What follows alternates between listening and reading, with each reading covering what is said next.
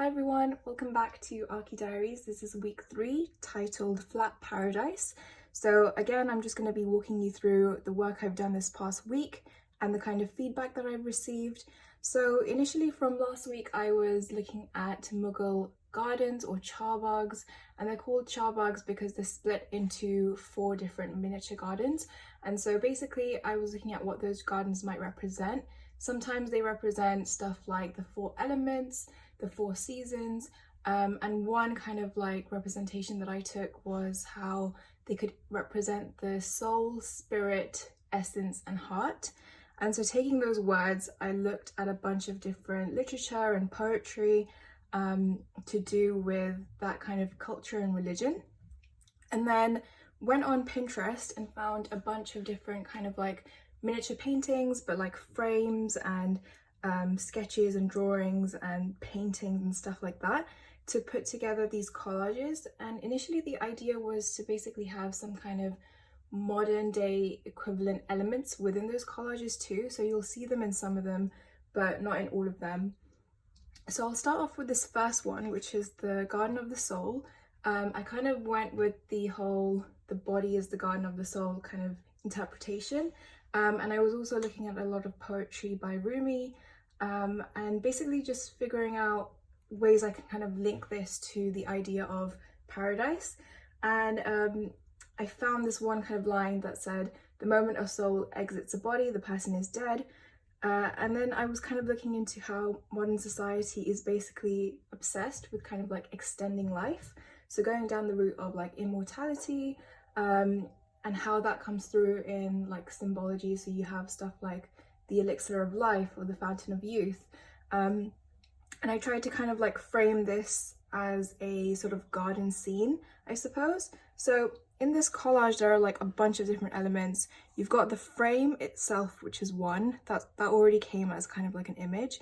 And then I added this kind of like background palace type illustration. I then also included cypress trees because cypress trees represent immortality and death in a lot of like Persian and Islamic sort of art, as well as like carpets too.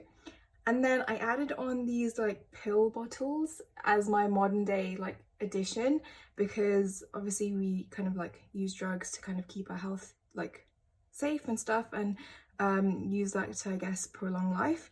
In the middle here I've got this kind of like really nice pavilion, and then I've also got a kind of painting of herbal medicine, which is also another kind of way of I guess depicting immortality. I coloured in this fountain bit here just to kind of give it a bit more depth, and that's supposed to represent the fountain of youth, for example. But like the whole scene does take place within like a garden. And then, as I'll show you in the other collages too, I kind of kept going with like a colour scheme as well, or I tried to at least. So this one is the Garden of the Heart, and I was kind of looking at themes of companionship and also elements within the gardens that might kind of add to this atmosphere, and that included these pavilions. And usually the pavilions are kind of located at junctions where the sort of water is kind of like comes to a stop, or like you've got these little like, I guess, spaces where they can talk and whatever. So again, the process was basically to find a bunch of different images to do with Mughal gardens. This one in particular, I was looking at people like on a boat with a pavilion of their own, people singing and dancing, and then in the water itself, added on some kind of elements like this pavilion, a fountain, background images, and then a frame to kind of like put it all together. This is the Garden of the Spirit. So again, I found another quote saying, "Your soul is yours, but your spirit belongs to God." And I kind of like that idea that maybe for this one, there could be kind of like 2 halves to it, where the first top half is more about when a person is alive, they're praying to kind of stay close to God. And so that's why this is also framed as like a prayer mat. You've got the water in between because I really wanted water to kind of be the element that ties them all together. And then in the bottom half, you've kind of got, I really wanted to do something like you kind of leave all your material possessions behind after you die. So I found this nice image. I added this kind of like mini pavilion on top, and then I don't know if you can see, but I basically photoshopped in a bunch of modern day items. So here I've got like a treasure chest, this one's a bag of money, here's like a telephone. It's kind of like the things that we're slightly obsessed with or slightly kind of like are important to us in modern society. I quite liked how this one turned out. I had to kind of like make do with like the bottom half. I added on these like tassels on both ends, and then most of my collaging technique, I suppose, is basically just mirroring stuff and adding like framing elements. So like you see the flowers here, the background is different to kind of like this architectural piece, a lot of like cutout scenes. So it doesn't really have to be like perfect or anything, but I just wanted it to kind of like tie together and have a similar color palette as well. And then this last one is the Garden of the Essence. Now, while I was doing research for Essence, not a lot was coming up. It was kind of going hand in hand with spirit or soul. And since this was like the last one I was doing too, I kind of just went, I'm just going to try and think about water in a different way in relation to these gardens. So I was kind of thinking about what if the garden itself was more of an island, and instead of the water being kind of like a main feature within it, the water was like surrounding this garden itself. So again, took a bunch of elements and kind of stitched them together, thought about what might work and what doesn't, and then added a frame around it really.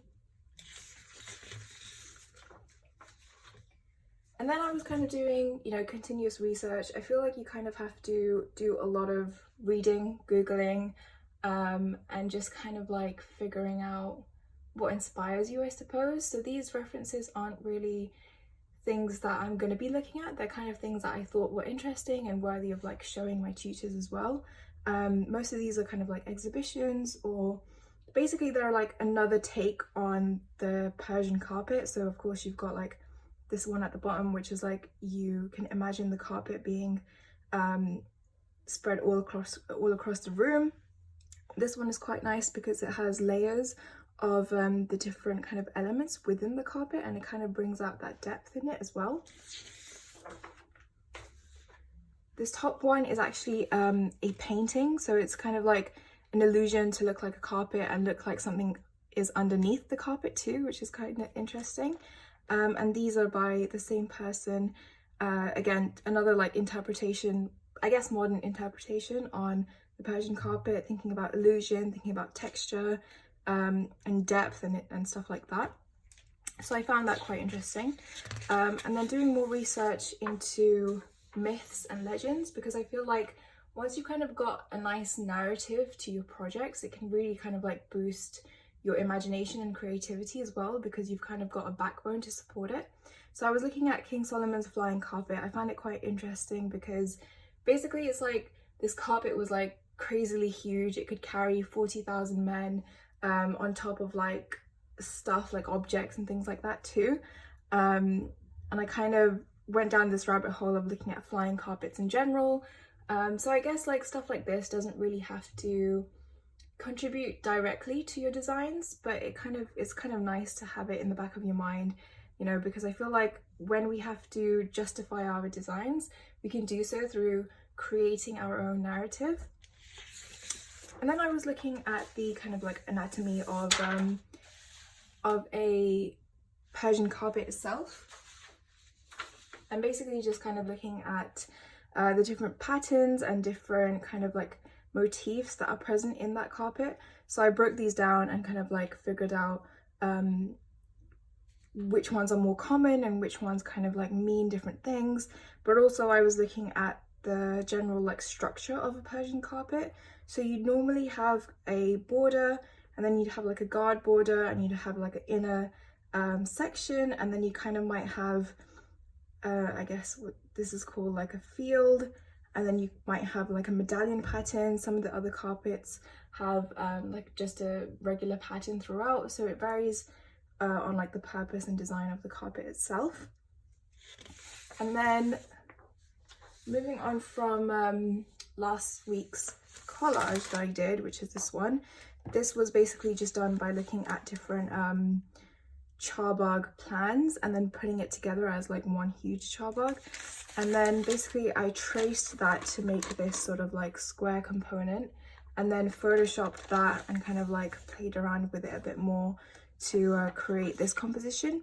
And this is nice, but it's kind of like very repetitive, and I think the feedback that I got yesterday makes sense to kind of go forward, which is basically to now relate these kind of drawings back to the collages that I've done and kind of make them a bit more bespoke, add a lot of like colouring, and you know, just kind of make sense of it all, I suppose. So basically what I've been trying to do now is kind of sketch it at a larger scale, really think about the like composition and what each kind of like element means, I suppose. So right now I'm kind of like only halfway through, but basically I could imagine like if this was the Garden of the Soul, for example, this could be that kind of like front bit where there was a gate and a fountain, and then you kind of would enter in this way, and then you'd have this kind of like walled garden around you with different elements and things like that. And so now I'm thinking of doing kind of like a hybrid drawing where I've got my sketches, but I've also kind of like collaged in bits from that previous collage to add color and texture, and basically just think about it in a way that it can also be a city but also be a carpet design, if that makes sense. So I quite like the duality of that as well. So yeah, that's all for this week. And if you want to follow along as to what I'm doing throughout the week, please follow me on Instagram. It's at 2.scale. And yeah, I'll see you guys next week.